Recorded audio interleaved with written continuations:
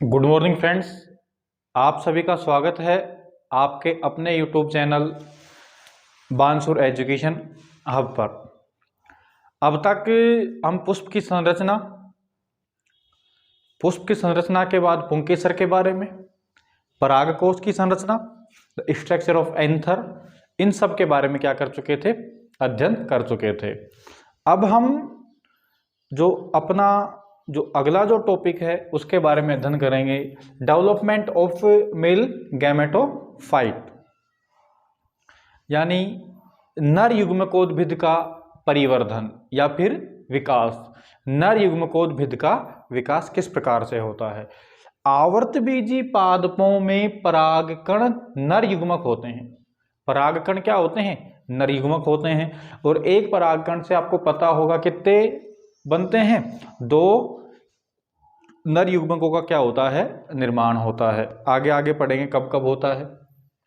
अंकुरित परागकण नर युग्मकोद्भिद कहलाता है। अंकुरित परागकण क्या कहलाता है, नर युग्मकोद्भिद कहलाता है। परागकण जो होते हैं वो अगुणित होते हैं। कैसे होते हैं, अगुणित होते हैं। और लगभग परागकण का जो माप होता है वो होता है लगभग 10 म्यू/एम मीटर तक हो सकता है। लगभग कितना हो सकता है, 10 म्यू मीटर तक हो सकता है। ठीक है। जो परागकण जो हमारे पास होते हैं ये सामान्यतः गोलाकार होते हैं या अंडाकार हो सकते हैं, तथा ये 2 आवरण, कितने आवरणों द्वारा, 2 आवरणों द्वारा क्या होते हैं, आवर्धित होते हैं या फिर घिरे हुए होते हैं। आगे जब हम पढ़ेंगे कि परागकण जो कण होता है वो बाह्य चोल, अंतःचोल, इनके द्वारा क्या होता है, घिरा होता है। तो इसके ऊपर क्या होते हैं, 2 आवरण होते हैं। ठीक है। और जो परागकणों का जो अंकुरण होगा एक उपयुक्त समय में होगा। क्या होगा, उपयुक्त समय में इनका अंकुरण होगा, उपयुक्त परिस्थितियां होंगी। जैसे कोई भी परागकण है, परागकण को जैसे अपना पोषण मिलेगा, नमी मिलेगी, उसके बाद ही क्या होते हैं, ये अंकुरित होते हैं, अन्यथा अंकुरित नहीं होते हैं। अर्थात उपयुक्त समय व उपयुक्त परिस्थितियों के अंदर क्या होते हैं, परागकण अंकुरित होते हैं। और अंकुरित होने पर इनसे क्या निकलती है, एक पराग नलिका निकलती है, जिसे जनन नलिका भी कहते हैं। सामान्य आवर्तबीजी पादपों में परागकण का परिवर्धन 2 प्रकार से हो सकता है। कितने प्रकार से हो सकता है, 2 प्रकार से हो सकता है। पहला तो जब परागकण जो है वो एंथर के अंदर है उसी वक्त हो जाए। कब हो जाए, जब परागकण एंथर में, जब कहां पे है परागकण, परागकोश के अंदर है, उससे निकलने से पहले ही उनमें क्या हो जाए, एक विभाजन हो जाए। और दूसरा विभाजन परागकण की जो जनन नलिका होती है, जो कहाँ पे होती है, जनन नलिका होती है, वहां पे हो। ठीक है। ये 2 प्रकार के क्या होते हैं, इनमें विभाजन होते हैं। आवर्तबीजी पादपों में नर युग्मकोद्भिद का परिवर्धन लगभग समान होता है। जितने भी आवर्तबीजी पादप हैं उनके नर युग्मकोद्भिद का जो विकास जो होता है वो लगभग क्या होता है, सिमिलर होता है, एक समान ही होता है। ठीक है। और इनमें केवल 2 समसूत्री विभाजन होते हैं। क्या होते हैं, 2 समसूत्री विभाजन होते हैं। ठीक है। जिसमें क्या होता है, एक परागकण होता है, उसके परागकण के अंदर क्या होगा, विभाजन होगा, 2 कोशिकाएं बनेंगी, एक कायिक कोशिका बनेगी और एक कौन सी कोशिका बनेगी, जनन कोशिका बनेगी। ये तो हो गया प्रथम विभाजन। पहले विभाजन में क्या होता है, एक कायिक कोशिका बनेगी और एक क्या बनेगी, जनन कोशिका। और जो दूसरा जो विभाजन होता है वो होता है जनन कोशिका में। और जब जनन कोशिका में विभाजन जो होता है ये होता है पराग नली के अंदर। किसमें होता है, पराग नली में या फिर जनन नली के अंदर विभाजन होता है।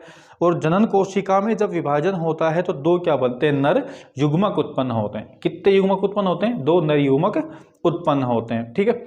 अगर हमको इसका डेवलपमेंट पूर्ण रूप से पढ़ना है तो हमें 3 स्थितियों से गुजरना होगा, या फिर हमें 3 क्या पढ़ने पड़ेंगे, स्टेप्स पढ़ने पड़ेंगे। पहला होगा परागकण की संरचना, कि भाई परागकण की संरचना कैसे होती है। दूसरा, परागकण में अंकुरण किस प्रकार से होता है, मतलब इसके अंदर से पराग नलिका कैसे निकलती है।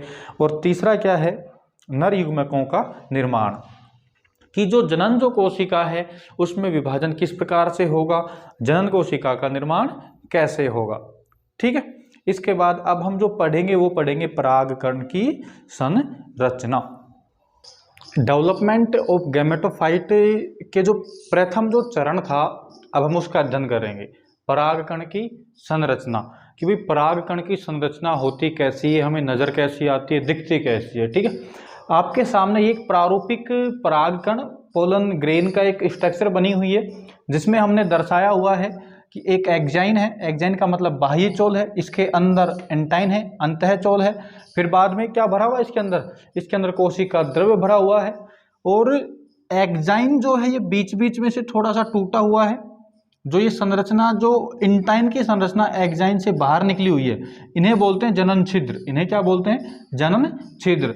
ये साइड के अंदर केंद्रक है, केंद्रक में आनुवांशिक पदार्थ भरा हुआ होता है, और ये बनी हुई है रिक्तिका। ठीक है, जो जो परागकण है ये नर जनन काय है। नर जनन की क्या है? एक एकल कोशिका है, एक कोशिकीय होती है, एक केंद्रकीय होती है, और साथ में कैसी होती है? अगुणित होती है। इसकी जो साइज है वो लगभग 10 μm से 200 μm तक हो सकती है। ये किसकी संरचना की बात कर रहे हैं? हम परागकण की संरचना की बात कर रहे हैं। इसकी संरचना 10 m से 200 μm तक हो सकती है। सबसे छोटा जो पराग जो कण है वो पाया जाता है मायोसिटीज का। किसका पाया जाता है? मायोसिटीज पादप का पाया जाता है, जो जिसकी संरचना, जिसका आमाप कितना है? 10 μm होता है। तथा सबसे बड़ा किसका पाया जाता है? सबसे जो बड़ा पाया जाता है वो पाया जाता है मिराबिलिस जलापा का, लगभग 250 μm। लगभग कितना होता है? 250 μm होता है। ठीक, ये तो हो गई परागकण के बारे में। अब इसके अंदर जो इसकी संरचना के जो मुख्य मुख्य भाग हैं उसके बारे में पढ़ते हैं। सबसे पहले पढ़ते हैं एक्जाइन के बारे में। किसके बारे में पढ़ेंगे? एक्जाइन के बारे में। यह है परागकण की सबसे बाहरी संरचना है, या फिर सबसे बाहरी सुरक्षात्मक आवरण है। ये सबसे ज्यादा मजबूत होता है। कैसा होता है? सबसे ज्यादा मजबूत होता है। तथा इसके ऊपर एक रासायनिक पदार्थ जिसका नाम है स्पोरोपोलेनिन, जिसका नाम क्या है? स्पोरोपोलेनिन का जमाव पाया जाता है। स्पोरोपोलेनिन क्या करता है? स्पोरोपोलेनिन एक विशिष्ट प्रकार की गंध उत्पन्न करता है, रंग उत्पन्न करता है, जो क्या करता है? कीटों को अपनी तरफ आकर्षित करने का काम करता है। कीटों को क्या करता है? अपनी तरफ आकर्षित करने का काम करता है। इसके साथ में जो स्पोरोपोलेनिन का जमाव है, इसके कारण परागकण के ऊपर किसी प्रकार की भौतिक व जैविक जो भौतिक व जो जैविक कारक होते हैं, इनका कोई इफेक्ट नहीं पड़ता है। जब किसी प्रकार का कोई इफेक्ट नहीं पड़ेगा तो लंबे समय तक क्या रह सकते हैं? ये सुरक्षित रह सकते हैं। लंबे समय तक क्या रहेंगे? ये सुरक्षित रहेंगे। और जब लंबे समय तक सुरक्षित रहेंगे तो इनको हम जीवाश्मों के रूप में क्या कर सकते हैं? देख सकते हैं। ठीक है, इसके अलावा स्पोरोपोलेनिन जो होता है ये क्या करता है? कीटों को अपनी तरफ आकर्षित करता है। और जो एक्जाइन जो संरचना है, जो बाह्य जो चोल है, ये विशेष प्रकार की अलंकृत संरचना है। कैसी संरचना है? विशेष प्रकार की अलंकृत संरचना है। इसका जो बाह्य चोल है वो ग्रैतिका युक्त भी हो सकता है, दंड युक्त भी हो सकता है, खांच युक्त भी हो सकता है, मृदु भी हो सकता है। ये क्या होते हैं? इसके अंदर विशेष प्रकार के क्या पाए जाते हैं? अलंकरण पाए जाते हैं। क्या पाए जाते हैं? अलंकरण पाए जाते हैं। मतलब बाह्य जो चोल है ये अलंकृत क्या है? संरचना है। जैसे ही बाह्य चोल से अंदर की तरफ जाते हैं तो आता है इंटाइन, अंतः चोल। क्या आता है? अंतः चोल। बाह्य जो चोल है जस्ट इसके विपरीत है।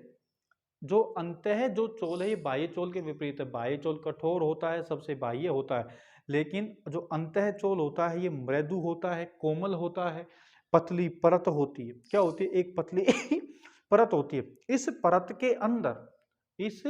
परत के अंदर सुरक्षित होता है कोशिका द्रव्य। क्या सुरक्षित होता है? कोशिका द्रव्य सुरक्षित होता है। और ये जो अंतः चोल है ये पैक्टोग्लूकोज से बना, सेल्यूलोज से बना होता है। ये किससे बना होता है? पैक्टोसेल्यूलोज से बना होता है। जो और साथ में जो सेल्यूलोज की जो पट्टियां होती हैं, जो सेल्यूलोज जो होता है वो एक दूसरे के समांतर होता है। एक दूसरे के ऊपर कैसे व्यवस्थित होता है? एक दूसरे के ऊपर समांतर रूप से क्या होता है? व्यवस्थित होता है।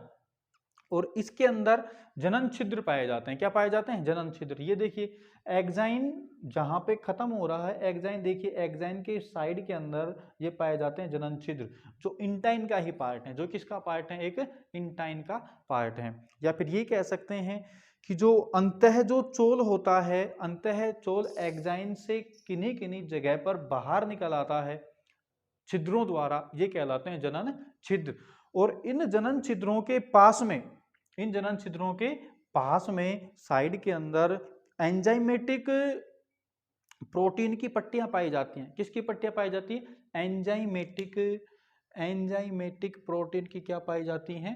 पट्टियां पाई जाती हैं। ये पट्टियां जनन छिद्रों को प्रेरित करती हैं पराग नलिका बनाने के लिए या फिर जनन नलिका बनाने के लिए।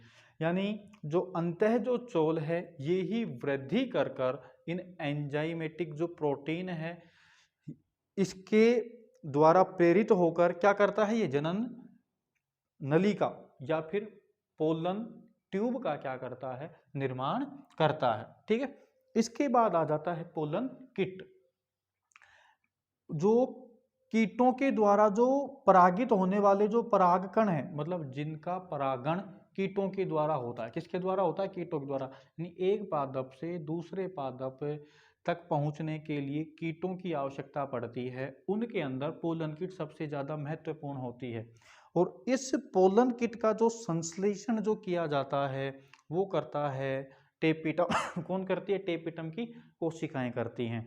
पोलन किट एक तेलीय संरचना है, एक तेलीय परत होती है जो परागकण के ऊपर पाई जाती है। ये क्या करती है? माना कोई कीट आया किसी पुष्प के ऊपर बैठा, उसके ऊपर अगर पोलन किट है तो वो तेलीय परत है। तेलीय परत क्या करती है? उस कीट के पैरों पर, पंखों पर, उसकी बॉडी के ऊपर क्या हो जाएगा? परागकण को चिपका देता है। और जैसे ये कीट उड़कर किसी दूसरे फ्लावर के ऊपर जाके बैठता है तो वहां पर जाके क्या करता है? उसे छोड़ देता है। तो ये परागण की क्रिया में सबसे ज्यादा भाग निभाने का काम करती है, महत्वपूर्ण एक हिस्सा निभाने का क्या करती है? काम करती है। पोलन किट के अंदर एक विशेष प्रकार का रंग होता है, गंध होती है तथा ये चिपचिपी होती है। ये कैसी होती है? चिपचिपी, जो कीटों को अपनी तरफ आकर्षित करती है। कीटों को क्या करती है? अपनी तरफ आकर्षित करती है। विशेष प्रकार की रंग होगी, गंध होगा तो क्या करेंगे? कीट इसकी तरफ आकर्षित होते हैं। और इसकी जो सतह होती है, जो तेलीय परत होती है, इसमें ग्लाइकोप्रोटीन, ग्लाइकोलिपिड, वसा, शर्करा आदि सभी पदार्थ क्या होते हैं? प्रेजेंट होते हैं।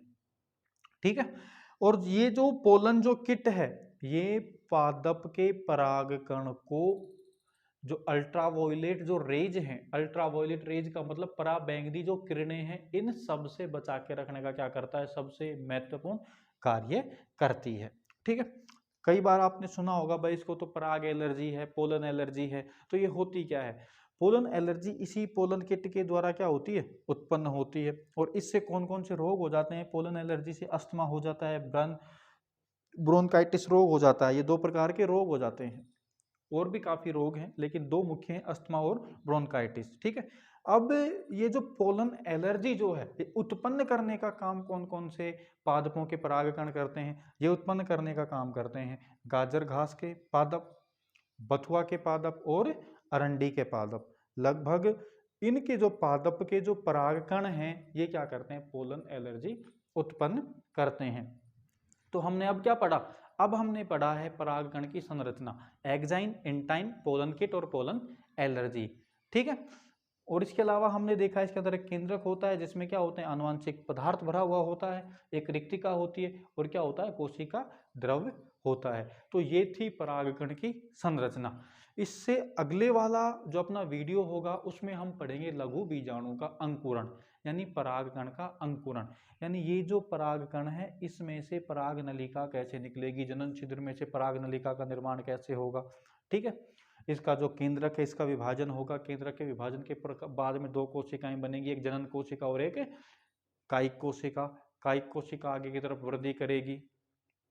ठीक है, इन सभी का क्या करेंगे? हम अध्ययन करेंगे, वो करेंगे हम अगले वीडियो में। जब तक के लिए धन्यवाद।